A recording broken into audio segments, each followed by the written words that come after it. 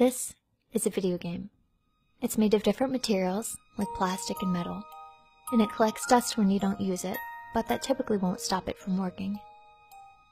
This is a story. It's a tale about the struggle of good against evil, about how Voiceless Hero, with the aid of his friends, was able to conquer the impossible.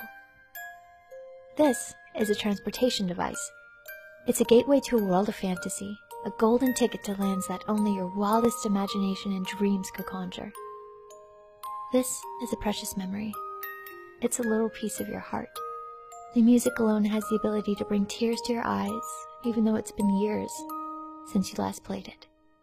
This is a Friday night with your younger brother, arguing about who should have the next turn, and why you ought to be the one to have the responsibility of getting past that one difficult jump with the last remaining life.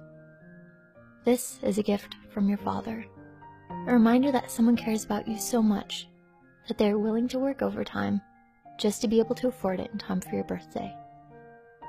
This is a video game. It symbolizes laughter, late nights, and many promises of one more try. There's nothing quite like it, for there's no other way to travel time, pilot a spaceship, or save the kingdom, but through playing a game.